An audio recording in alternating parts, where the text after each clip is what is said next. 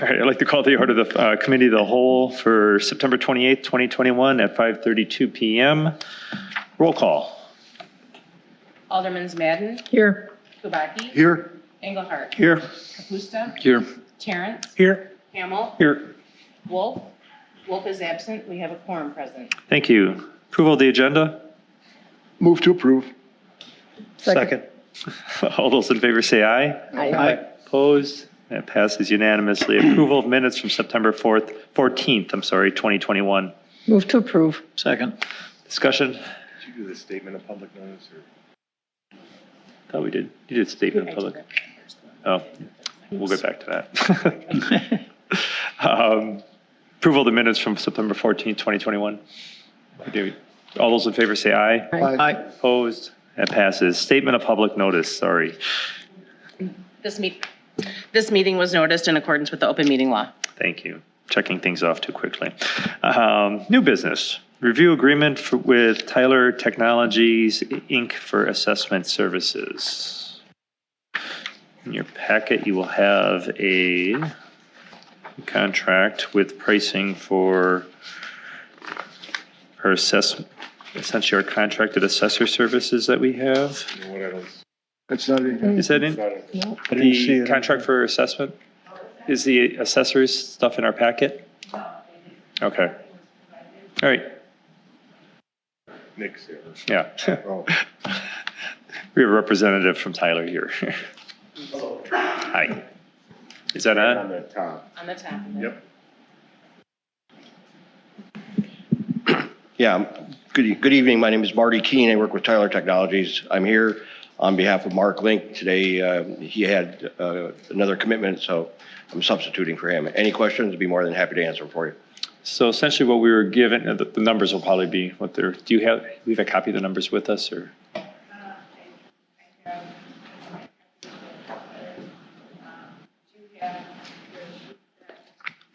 Anything changing? Well, no. It was just an email, that's why I did Yeah, I not have That's fine. distribute it. Yeah, I have So those. I guess if you want to just kind of roll. So we did look at changing the scope of services to see if we could save any money to go from, we're 3 days a week right now, is that correct?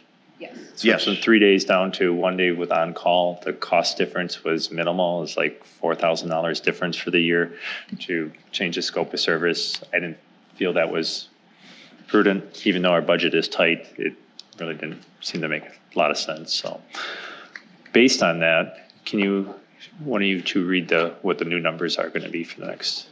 Yeah. Yeah, so taking a look, it's been proposed for 2022. The value goes to $76,000 per year from this year, which was like $74,500, so a $1,500 change. Then in 2023, $77,500, 2024, $79,000, 2025, $80,500. Additionally, looking at a revaluation, typically we've been doing it on a 4-year cycle, which would be about 2025 would be the next revaluation, where we would look at the recent sales and reset the values back to market level. For that extra scope of services for the time that's necessary to set those values, speak with additional members of the public that have any concerns, the board of review, et cetera. It's an additional $62,000. And then also it's been proposed that if we wanted to update digital images over a 3-year span, we would take and rephotograph the improvements within the community from the public right away. So that way we can have a current image that's there. That additional service, $19,000 per year, or for that 3-year phase. So those are the numbers that we would be proposing. And basically the same scope of services that you've been seeing now. Is that 62,000 5 years from now? Yes, 4 years. And the 19 is that an ongoing cost? I mean, is that split over the next 5 years or? That would be, I believe, a one-time cost. Yes, yeah, that's a one-time charge for the extra services. So when does, I guess. When is that payable? When is that payable? Is that like payable upon delivery of having all the photos done? Is it divided over, you said it's a 3-year period for The images? photos?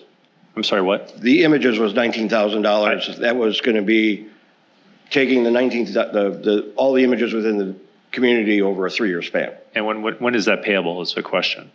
It'll be payable as services provided. I think if anything else, we'd plan the phase out for 3 years, and there'd be like a 1/3 charge. So we divide it over the 3 years.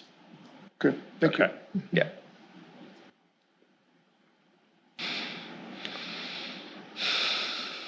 Questions, comments?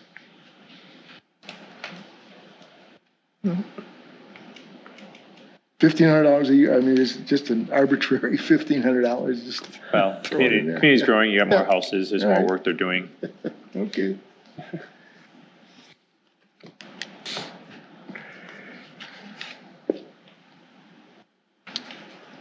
If there is no questions, can I get someone to make a motion to recommend to council for approval? Move to approve. Second. Further discussion? Hearing none, all those in favor say aye. Aye. Opposed? Passes unanimously. Review agreements with Test Corners Volunteer Fire Department for fire protection and ambulance services. Which one of you gentlemen would like to talk? Mr. Van Zeeland, welcome. Thank you. Dave Van Zeelen, Test Corners Volunteer Fire Department.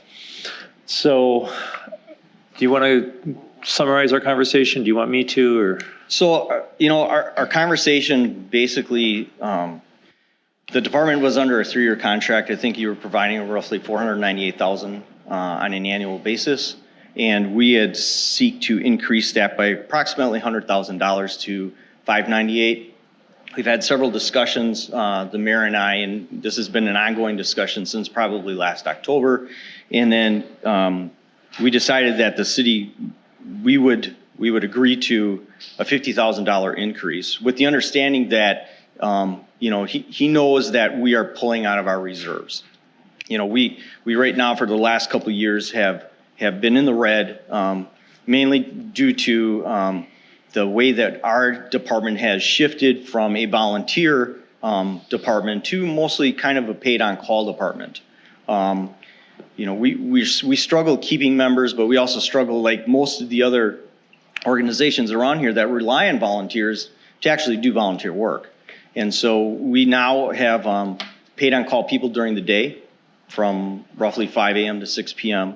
And then in the evenings, we have moved to a model in the evenings of our firefighters and our EMTs were not being paid unless they actually had a call. And we moved to a model now where we're paying them an hourly wage. It's small, but something that they're getting something if they don't even get a call.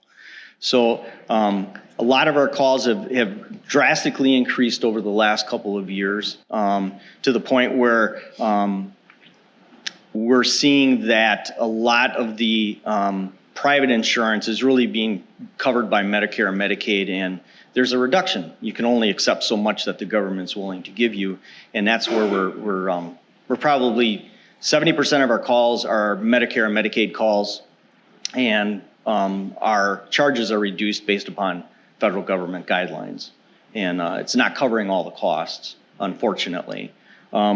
Overall, the department is still receiving a pretty good side of that. For instance, the city has provided $498,000 of our funding, and our annual revenue is about 1.1 to 1.2. So you're not quite 50% of our funding, but it is covering the majority of what we are doing as a department in providing fire and EMS services. So we are going to continue to have discussions with the mayor so he understands where we're at. We are able to continue to draw down on our reserves, and that's one of the reasons why those were built up over the years. And when I look back on our budgets back in 2009, our budget was $500,000 in 2009. Now we're at $498,000. So I think that we're doing pretty good holding the line. We appreciate everything that the city has done for us as far as providing the equipment. We take that into consideration as well, because we would not be able to fund that. At the same time, I think that the city's in a good position right now to be able to continue the way that we are doing things, though we are in discussion, and and this is a personal opinion myself, is that I do think that we need to continue to talk and be partners in this as we look at what the long-term EMS and fire services are going to be for the city. Relying on your volunteers and paid on call is a great interim step, but when I look ahead and I say, what's this going to look like, 10, 15, 20 years down the road, is the city going to have a full-time department? And I know that's a big hit. When I look at, the police department's budget, I'm sure that a fire EMS would be, fairly just as high. And I think we're trying to all keep those costs down. And that's the goal. And so, if I can certainly entertain any questions, comments, but that's it in a nutshell. Okay, thank you for that, actually. And I guess I just want to add to that. In the big jump this year, obviously, as Dave said, is the reluctance of people in general just to volunteer and be parts of organizations as it used to be. So, while he said they're being paid on call, the amount they're being paid no one's doing it for the money, but it helps add a little bit of a carrot and pay for babysitters and, time away from their family a little bit. So overall, the department is providing the citizens of Muskego a fantastic service and helping, maintain our tax levy where we're at. Originally, that $100,000 jump, as you'll see as you dive into the rest of the budget here tonight, was just something that I couldn't work out this year. I mean, it would have really been huge cuts in other areas of services that we already have that we were expecting to have. So I had some conversations with him and seeing if we can limit that down to half their ask for this year. But we do need to address this long term. And it's kind of an elephant in the room that we've all been looking at for, this isn't new. We've all known something. Eventually, we're going to have to find some long-term solution for this one way or the other. And I just feel fortunate for the department and what they do right now. But those conversations we have are going to actually start to jump to be front and center starting probably, shortly after the new year. We got to start working on a plan long-term, so. And I will point out, it's not a problem. It's just that, I think that, you're at a point where you can start to look at it and say, what is going to be the long-term, solution for it?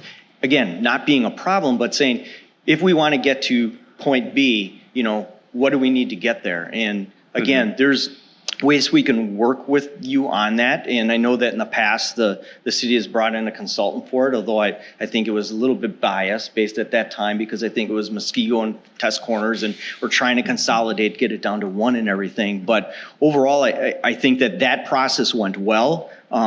We still have a lot of Muskego guys with us.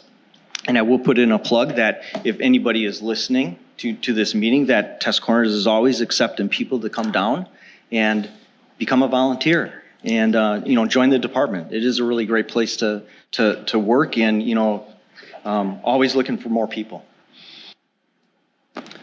Any specific questions for? Just curious how many hours people are putting in on this. We keep, so on during the day, because that's when we have most of our day people, they're putting in under 30 hours a week. It's split up amongst a whole bunch of people. We have people that actually are police officers in other cities that when they have a day off and they want to put in a couple hours, they'll put in like maybe 4 hours and they'll sign up. And, we rely on that. And even with our second calls, even though we don't have people always on second calls, we always seem to have it covered. So it's not a problem. So yeah, overall, I think you seem to find the same people putting in the same hours. But we're trying to encourage people to spread the wealth, if you will. And again, most people are probably only putting in anywhere from 15 to max of 30 hours during the day on a weekly basis. Just a comment that for the services that you provide, it's a bargain to our citizens, and thank you very much for all the hard work that you do. sure. Well, we have a great team, and I applaud the guys that are constantly running, and so thank you very much for that. Quick question. Does the $50,000 pull you out of the red for the budget? It will not. It will not. But again, we've been looking at this overall for the last couple of years, and we knew as we were shifting into models in this pay that, at the time, of course, we were under contract with the city, and again, we will be, but we knew that at that point in time that we'd start slowly drawing those down. We're fine. I mean, we've talked about it. I've been doing the bookwork for this department now for probably the better part of 20 years. And I'm very cognizant of our expenses as well as the money that's coming in. So we're not going to do anything drastically stupid, if you'd say, to really, empty the coffers. That's not going to happen at all. And we will be able to support this for several more years. So that 2020 budget we're seeing with the net gain loss of the $24,000, that's after including the expected 50? That's kind of what that means? I don't know 100% what you're looking at. The numbers that you might have in your book were prior to that might have the 100,000 in it. Yeah, that might have the 100. So even with the 100, you were still at a loss? Yes. Yep. Bummer. Okay. That would have been my next question. So, and originally, at the beginning, summer of 2020, they approached us saying that they're going to have to start going on call, and their plan at that point was, okay, we've got fund balance, we're going to cover that. The next budget, we're going to come to the city and ask. So I'll emphasize again how much I appreciate you working with us to kind of gradually get to the point where we're not completely drawing down all their fund balance to get to where it's not going to be zero anytime soon. It's a small hit, and then there's some years, who knows, maybe, I know that your revenue down here at the city has been down, and maybe Marty can figure out a way to get our revenue up a little bit, but I'm comfortable where we're at. Maybe a calendars.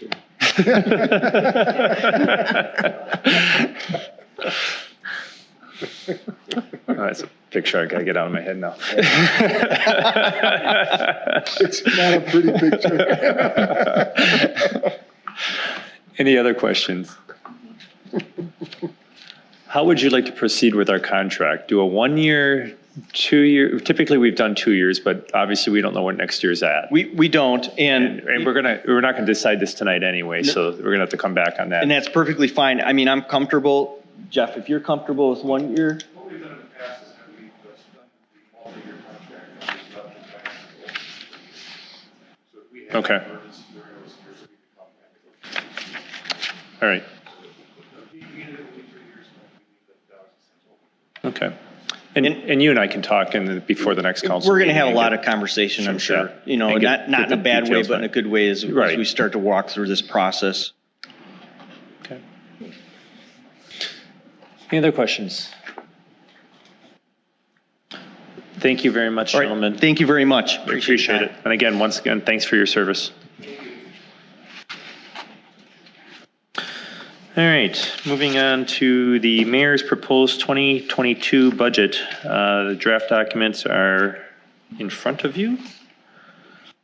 And I will go over my summary comments.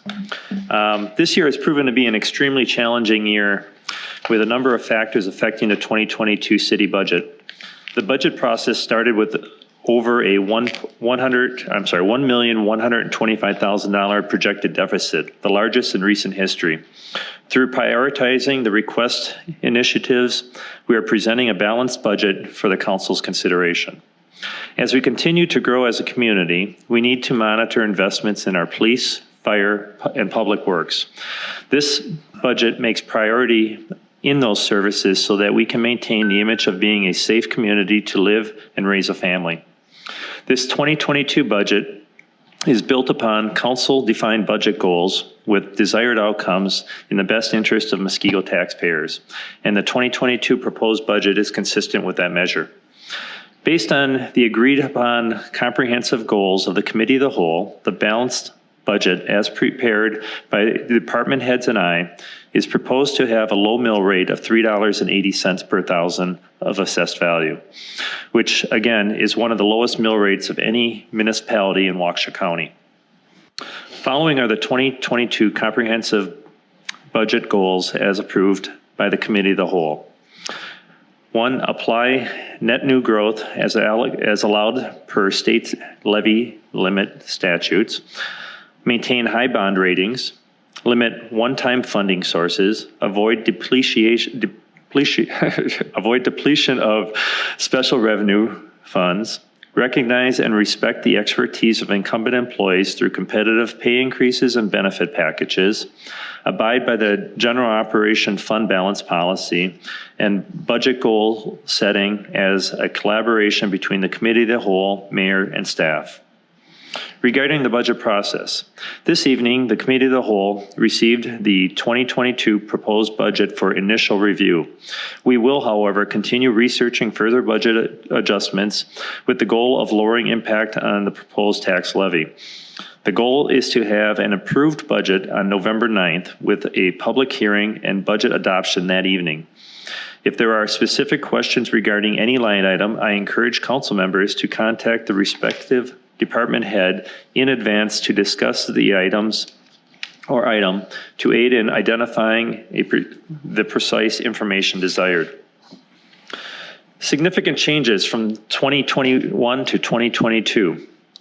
Revenues. The proposed 2022 general fund revenue budget reflects a tax levy increase of $328,878 or 2.47%.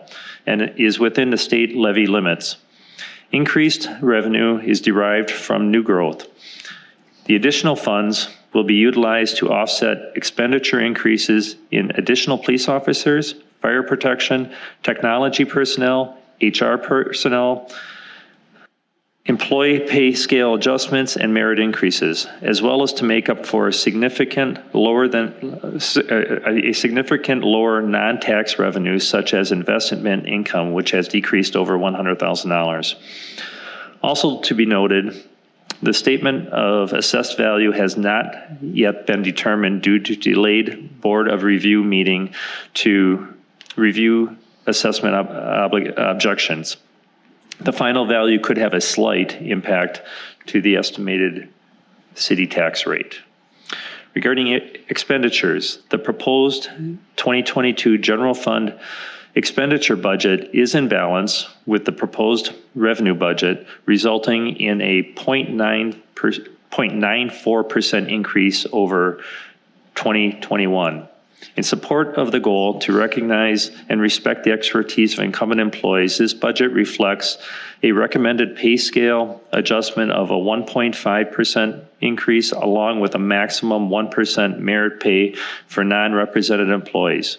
The ratified police union agreement includes a 1.51% across the board increase and an additional 0.25% adjustment to the detective and specialist personnel. Personnel costs also include employee benefits, which fluctuate considerably from year to year. This year, we were able to negotiate a 2.5% increase in our health insurance costs. As a reference, according to the U.S. Bureau of Labor Statistics, the consumer price index for all urban consumers rose 5.3% for the 12 months ending on August 31st, 2021. Taxes. Per the 2022 budget goals, the entire available net new growth is proposed to help fund increased expenditures within the general operating and debt service fund. Based on assessor-provided data, the net impact will produce an estimated city tax rate of $3.80 per thousand of assessed value, or a decrease of 75 cents as compared to the prior year. That concludes my budget summary. Any questions right now? I won't expect a lot because you just got this, but anything that jumps out at you right now? Yes, statement of assessed value has not been yet determined. We had a across the board reval that resulted in about a 17% increase. So that was 22. 22% across the board. Okay. Once that statement is in, how does that affect all these? So right now, the only numbers we're waiting for is the adjustments to anyone that came to the Board of Review and had changes done to their. So for the most part. So it's relatively minor if there's going to be changes. In there. Yes. Okay. Yeah. Right. So the changes that would happen in here, and jump in if I'm incorrect, but they're going to be relatively minor, if any. Okay. Just a couple comments. I know we're still early. I emailed you and just complimented the city on the audit we had that showed an increase in revenue, a decrease in expenses, and an overall drop in our debt, right? It was kind of the general summary of the audit.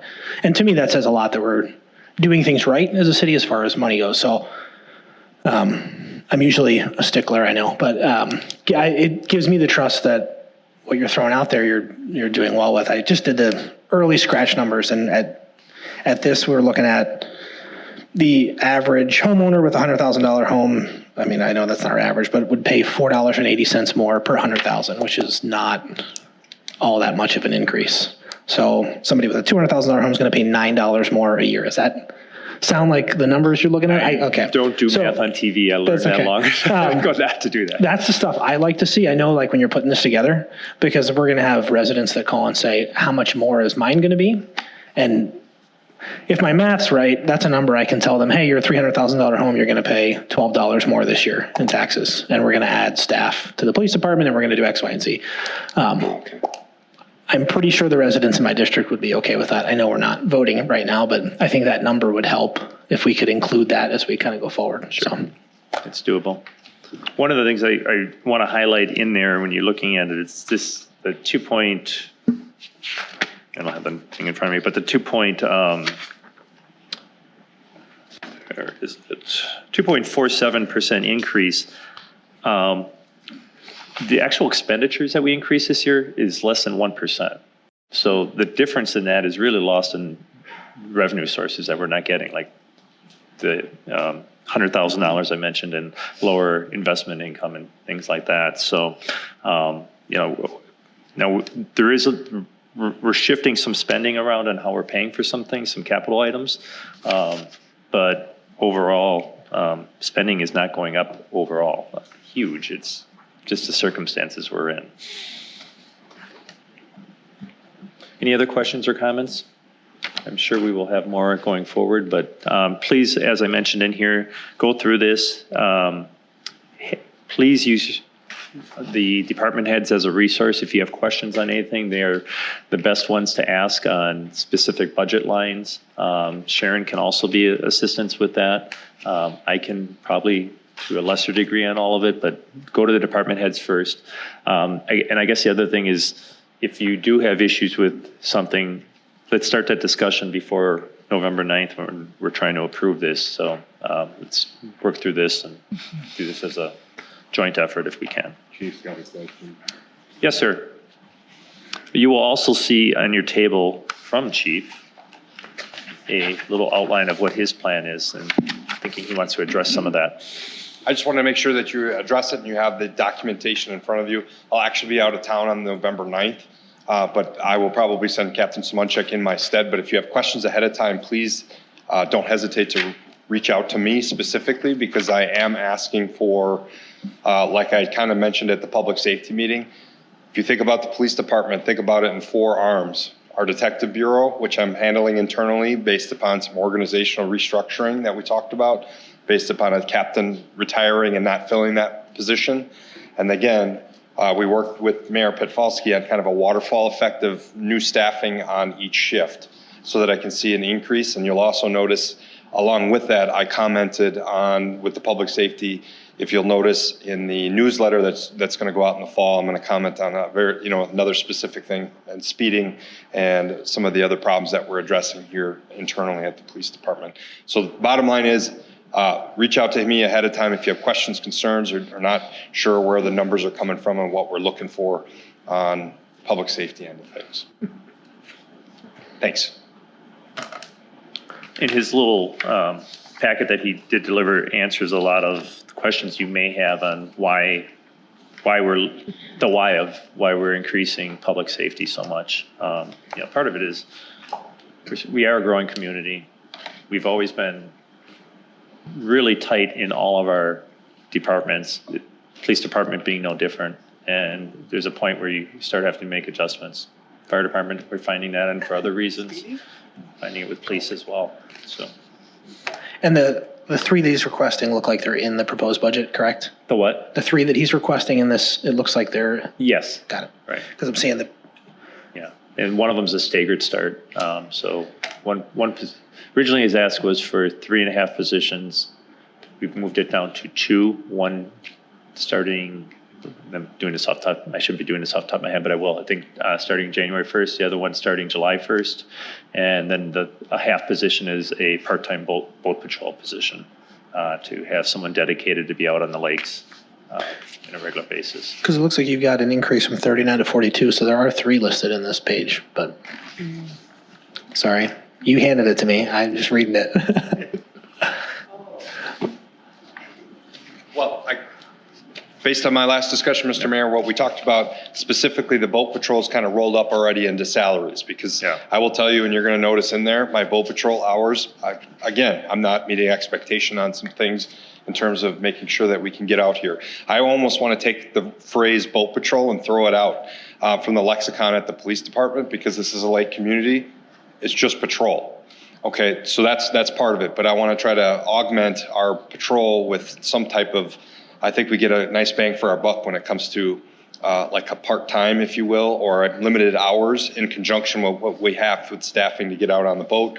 But I am asking for 3, that being January 1st, we talked about July 1st, and then basically it'd be January 2023. Yes, correct. So like a staggered waterfall. Gotcha. So 3 eventually, but not all at the same time, meaning, Correct. Correct. To try to work with the numbers. Yes. Yes, sir. If you change on that boat patrol, does that make any significant savings in to operating budget as far as payroll and so forth? Does it have much impact at all, or? Say that again if I caught it. For the way you want to approach the boat patrol, does that impact our operating expenses as far as employee budget and so forth? It does impact it, but obviously you guys are well aware, part-time employees are a lot cheaper when it comes to it. So I'm using it as a twofold effort. Either I'm going to get a sworn officer, perhaps from another community that's going to come out here part-time and work certain hours. It may be 2 part-time employees that augment, or if I gear it towards maybe somebody that's fresh out of the recruit academy, and it's a win-win for me if I get somebody fresh out of the academy, they would have a shortened field training program, and what if they work out and they're a really good boat patrol officer? Then we can transition right into the next phase and say, well, maybe we have an opening as a long-term law enforcement here. And then we almost get that test category as far as those things are concerned. It helps limit overtime also. Yeah. Correct. And so there is some impact from that, but we also need to get where we've got a better level of patrol. Yes. So it's a twofold goal. You've got 2 things in mind with this goal then. One is to improve boat patrol, but the other is to maybe save a few bucks, huh? This is Muskego, so we want to make sure we're being financially responsible. Yeah, I was just trying to see which side of that you're playing the most here. Community policing. Community policing. Okay, all right. Questions? So with the retirement of Sirius, we're going down 1 K-9 officer? We don't know exactly when that K-9 is going to retire. K-9s are one of those odd things. It's like when the dog we know that it's done, and we rely a lot on the handler. The intention is like, obviously we're looking at, that the K-9 program is almost completely funded through donations. I'd be in a position too. And those are some factors that I can't influence, is when can we get a dog? When can we get a vehicle? When can we get the training? Those kind of things. And ultimately with Sean Dietrich, we're going to rely on his expertise of like when that's done. When my initial is I don't want to have 3 dogs at one time. That when that K-9 retires, we'll look at and see what makes the most sense in terms of where our funding is, where the vehicle is, where the training is, where the dog is. Some of those factors are out of my control. Okay, what makes sense? And then ultimately going into that second dog is the plan moving forward. So having 2, but not 3 at one time. But the second dog maybe it's 6 months, maybe it's a year down the line, depending on all those other factors. Okay, thank you. Thank you. All right. Any other questions on this? Any communications by miscellaneous business as authorized by law? Motion to adjourn would be in order. Move to adjourn. Second. All those in favor say aye. Aye. Opposed? Committee of the Whole is adjourned at 6:08.